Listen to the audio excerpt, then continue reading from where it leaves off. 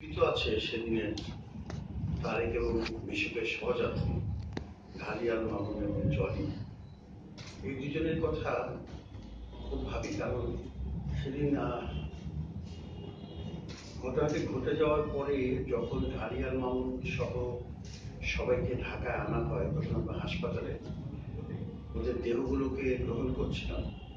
আমার ধারণা ছিল যে ঢালিও মারা গেছে। যদিও জনি চিৎকার করছিল, জনি কিছুটা অক্ষত ছিল এবং ক্যাথরিনও কিছুটা অক্ষত, অল্প ব্যথা পেয়েছিল, কিন্তু ঢালি ভয়াবহ রকমের আহত হয়েছে। এটা বিশ্বাস করা যাবে না। এবং ঢালি যে বেঁচে আছে এটি কিন্তু একটি বিস্ময়কর ব্যাপার। আর ওই দুজন যে চলে গেছে, এটি আমাদের কালে, আমি মনে করি আমাদের চলচ্চিত্র আন্দোলনে জহির রায়ের অন্তর্ধানের পরে এটি সবচেয়ে বড় অপঘাত হিসেবে বিবেচিত হবে। এটি সবচেয়ে বড় অপঘাত, কারণ এই দুজন মানুষ যে কাজটি করেছিল সফলভাবে, সেটা হচ্ছে স্বপ্নটা সবার তরুণদের মনে ঢুকিয়ে দিতে বলেছিল। স্বপ্ন দেখো, কাজটা করো। তারিখের কষ্টের কথাটা বলি, যখন আদম শুরু করি তখন আমার সাথে খুবই ঘনিষ্ঠ সময় যাচ্ছে বিশুকের এবং তারেকের। ওরা বাসায় আসতো, তার মধ্যে তারেক রাতের বেলা বেশি বাসায় আসতো।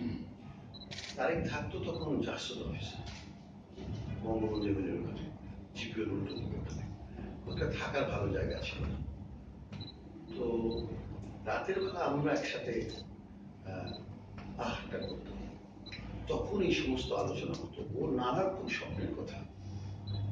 তো আমার এই জিনিসটা আছে যে আমি খুব এনকারেজ করতে পারি। আমি মনে হয় যে এই যে মানুষরা কাজ করতে চায় তার, তো তার এমনই দিন গেছে যে পরে দুদিন পরে শুটিং হবে, 200 টাকা দিয়ে, তখন আপনাদের মনে আছে যারা চলচ্চিত্রের সাথে জড়িত, 16 মিলিমিটার একটি 400 ফিট হচ্ছে 200 টাকা।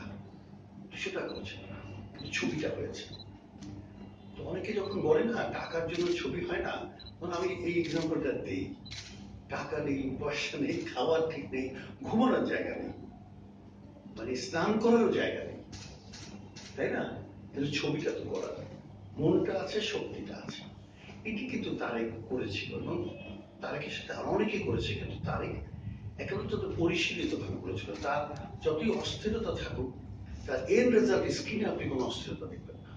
এটা আমি খুব খেয়াল করেছি। ডিয়ার লেভেলের কাছ থেকে যখন এগুলো উদ্ধার করে এই জিনিসগুলো, সেটা তো একটা ঘটনা বটে।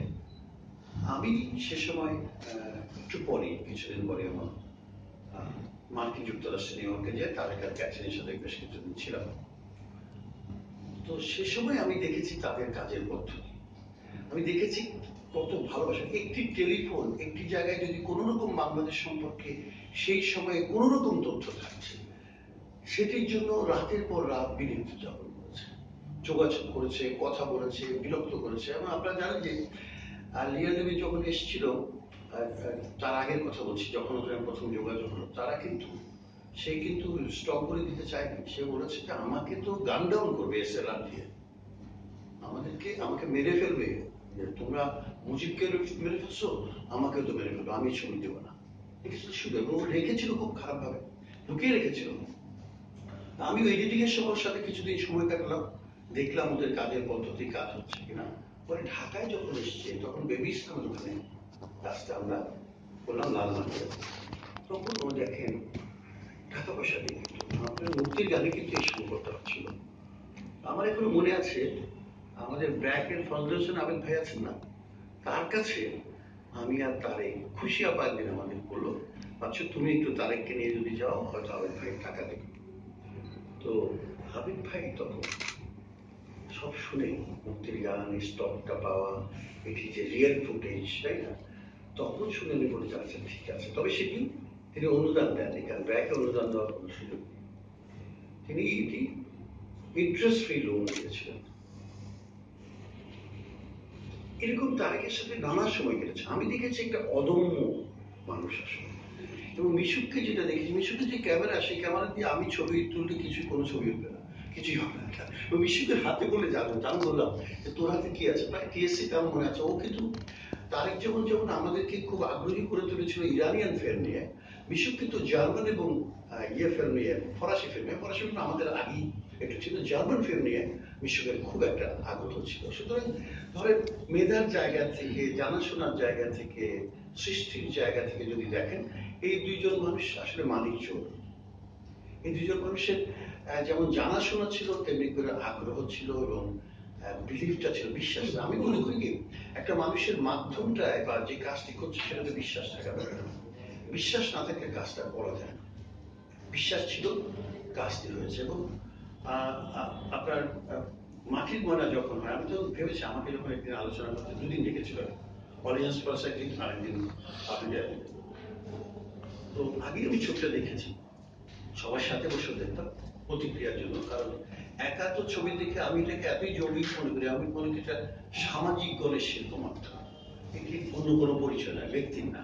সুতরাং তারেকও একটা মাস বলে, যখন ওই যে আপনাকে বলি আমাদের ওই মুক্তির গানের সময় একটি প্রজেক্টটা নিয়ে সে কাঁধে ফেলে যেভাবে ঘুরেছে, ওটিও কিন্তু শিক্ষণীয়। এবং দিনের পর দিন, মাসের পর মাস সে নানা গ্রামে গেছে যেখানে ব্যাটারি দিয়ে কোনো মতে হয়তো প্রজেক্টরটা চলছে, কোনো আলোর ব্যবস্থা নেই। একটা পর্দা লাগিয়ে ছবিটা দেখতে হবে, ছবিটা দেখাতে হবে, মানুষকে সাথে নিতে হবে। সো জাতীয় চলচ্চিত্রের যে সংস্কৃতির যে অধোগামিতা, সেখানে তারেক আর মিশুকের আগমনটা কিন্তু অত্যন্ত আমাদেরকে আশাবাদী করেছিল। এবং তারা কিন্তু সেই অবক্ষয়ের জায়গা থেকে একটি ভিন্ন স্তরে, উন্নত স্তরে বাংলা চলচ্চিত্রকে প্রায় নিয়ে চলে গিয়েছিল বিশ্ব দরবারে। আমি এবারও কানে গেছিলাম, সেখানে নানা দেশের মানুষের সাথে মাঝে মাঝে আলাপ হয়। আমি যখন তারেকের কথা বলি, বিশেষ করে মাটির মনের কথা, সবাই কিন্তু বসে আবার কথা বলে। তাদের অকাল মৃত্যুতে তাদের বেদনার জায়গা, তাদেরও যে স্বপ্নভঙ্গ হয়েছে বিশ্ব চলচ্চিত্র পরিবারে, সেটিও কিন্তু খুবই আমি অনুভব করছি। একই সাথে আমার আবার কষ্ট তো হবেই, কারণ আমি ভাবছি যে এই মানুষগুলো নেই বলে বাংলাদেশ নতুনটা করছে, অনেকেই করছে, খুবই সাধুবাদ জানে, ভালো কাজও হয়েছে। কিন্তু তারপর তারেকের অভিজ্ঞতা, মিশুকের কর্মদক্ষতা, পরিশ্রম, তারেকের মেধা, মিশুকের মেধা, এবং এগুলি খুব প্রয়োজন হয় চিত্রভাষ্যের জন্য। সেখানে সম্ভবত এখনো আমরা পিছিয়ে আছি। ওদের কাজগুলোর সমালোচনা করে যদি একটু এগোনো যায়, আরো ভালো হবে, আরো ভালো হয়। আর শর্ট ফিল্ম ফোরাম এবং আমাদের যে স্বল্পদৈর্ঘ্য চলচ্চিত্র উৎসব, যেটি আমাদের জাকির হোসেন রাজু এখানে আছেন সভাপতি, এটি এত বড় আকার ধারণ করেছিল এবার, মানে ইন্টারন্যাশনালি প্রায় ২৫০০ ছবি জমা করেছিল। আমরা ৫০০ ছবি দেখিয়েছি। কিন্তু আমার তারেকের কথা বারবার মনে হয়েছিল। ওই যে তারেক আমাদের আলমগীর কবিরের সাথে, দুজনই আজকে প্রয়াত, এই এদের সাথে বসে রাতের পর রাত দিন খেটে, সেখানে অবশ্যই তানভীর, মোর্শেদ এবং মুরাদ, এরা সবাই মিলে, তবে তারেকের নেতৃত্ব ছিল। সেই নেতৃত্বের কারণেই কিন্তু ধরেন বাংলাদেশে এখন অনেক চলচ্চিত্রকার, আমি যখন বিভিন্ন জায়গায় দেখি, ছোট ছবি হোক, বড় ছবি হোক, মানে স্বল্পদৈর্ঘ্য হোক, পূর্ণদৈর্ঘ্য হোক, ডকুমেন্টারি হোক, তারেকের এবং মিশুকের নামটি চলে আসে আলোচনায়। নির্মাতার মুখ থেকে শুনি, অথবা দর্শক যারা একটা দীর্ঘ সময় ধরে, ৩০ বছর ধরে চলচ্চিত্র দেখছেন, চলচ্চিত্র রস গ্রহণ করছেন, তারাও কিন্তু রেফারেন্সে বলেন। গত পরশুদিন একটি জায়গায় আলোচনায় হঠাৎ করে জঙ্গিদের কথা বলতে বলতে আমাদেরকে রানওয়ের কথাটা এক ভদ্রলোক দর্শকের মধ্যে থেকে বলে ফেলল, যে রানওয়েতে কিন্তু এই জিনিসটা দেখিয়েছিল বাচ্চা ভাই। আমি দেখলাম যে দর্শকের স্মৃতি, তো দেখেন স্মৃতির বিনির্মাণ আরেকজন সময় কালের মানুষকে কিন্তু আবার শক্তি দেয়, এনার্জি দেয়।